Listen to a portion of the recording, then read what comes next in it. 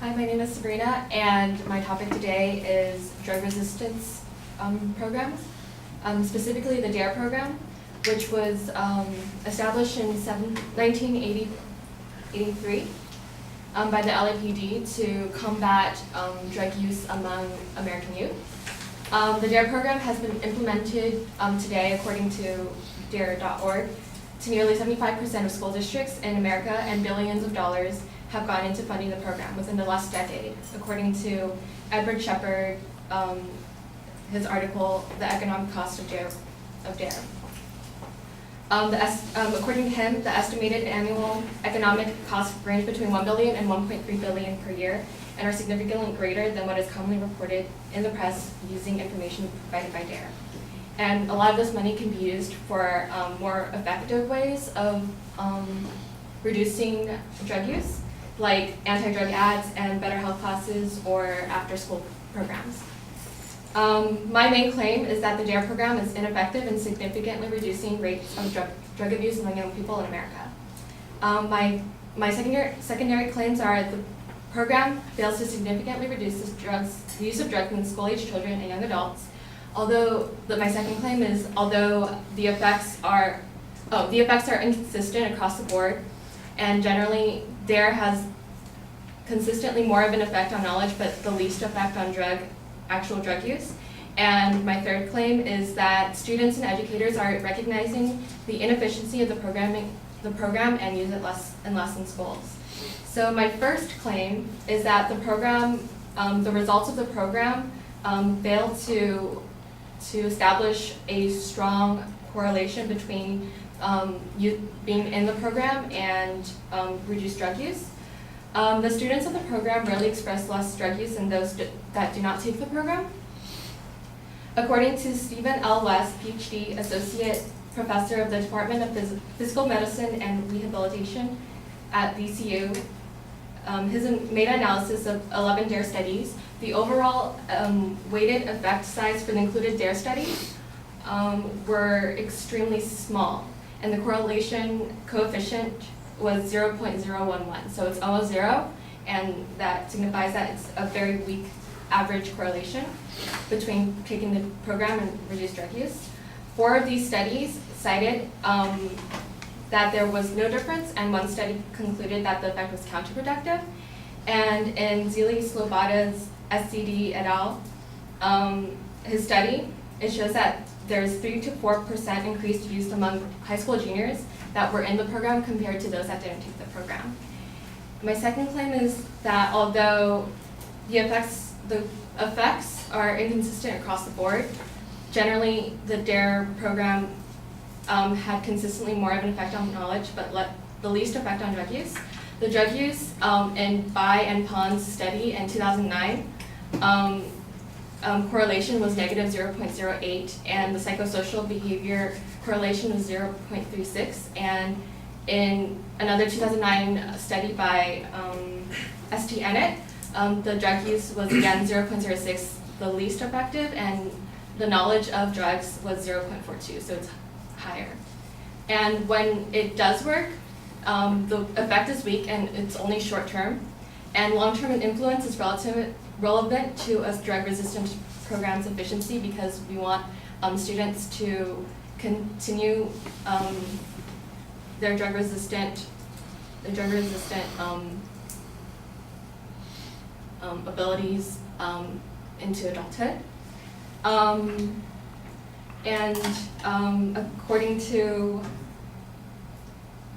a Stephen L. West, PhD, the effects will taper off typically within 1 to 2 years and dissipate quickly. And in Elvira Ellick, PhD's study on immediate and short-term effects on the 5th grade version of DARE, she's quoted to say that the 5th grade version of Keeping It Real Substance Use Prevention Intervention did not demonstrate consistent immediate or short-term effects on participating student substance use behaviors or on the expected mediators of the curriculum's effect on the participants' substance abuse. And my last claim is that students and educators are recognizing the inefficiency of the program and using it less and less in schools. In 2011, the New Jersey Association of School Administrators notified the New Jersey DARE chapter that it wouldn't instill the program to grade schools anymore, and 15% of the districts in New Jersey have ceased to use the program. And according to Andrew Saban, who wrote the article, it has yet to be recognized to be effective by the Department of Health and Human Services. And so, in conclusion, the DARE program is ineffective at significantly reducing rates of drug abuse among young people in America because the program fails to significantly reduce the use of drugs in school-age children and young adults. And although the effects are inconsistent, the DARE program has consistently more of an effect on knowledge, but the least effect on drug use. And students and educators are recognizing the inefficiency of the program and using it less and less in schools.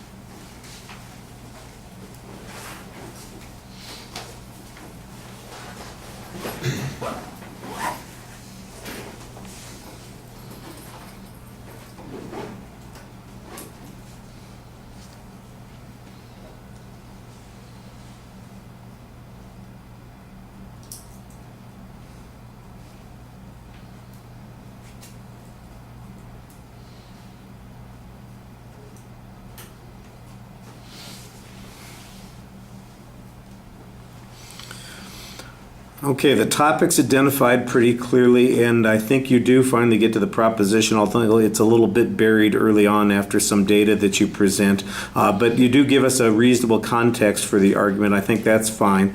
The secondary points are previewed pretty effectively, although the phrasing on a couple of them is a little bit awkward. I'm not sure that the second point is really making any declarative inference, and the third one, it's signposted clearly. I do think that it sounds more like it's information rather than some inferences being drawn from it, so that's a little bit problematic. The evidence that you cited, look, there's extensive research that you're citing here. One of the problems, though, is that the statistics that you cite tend to be the internal confirmation data as opposed to the inference that would be drawn from that data. So you're telling us about the strength of the relationship as measured by the statistical data in the particular study, instead of telling us what that means when the study is being applied to the program itself. I think that it's not that hard to simplify and simply make the claim that says that the research from this study shows that only a weak relationship exists, or that that relationship disappears after a short period of time, that quantifiably that there's no significant difference in the number of drug users who were in the program or not in the program. You had that at one point. In fact, I thought that was the clearest piece of evidence that you had. Every time I got a correlational number, I got to be honest with you, I started falling asleep. It's just like reading a study. I don't want to read a study. I want to hear a speech. Tell me what the argument is. The argument is pretty simple. The data suggests that the program doesn't work, that other people are beginning to recognize that it doesn't work. And there's an inference at the beginning that never gets discussed that suggests that other resources would be more effective. That, I think, probably needed to be what your third point was, a demonstration that the resources that we're devoting here could be used more productively, although there was never any inference, there's never any data on that particular point. So I think that that's kind of the main weakness of the argument, is that you don't develop this idea that something else would be more effective, especially given the money that we're spending. I think the criticism of the effectiveness of the program is okay. I think you do a pretty good job at that. Like I said, I think you sometimes just get caught up in the minutia of the research. And as a result, sometimes the reading just gets a little dry. The summary I thought was pretty effective. It was a lot more effective explaining what the argument was, and I like that. All right, thank you.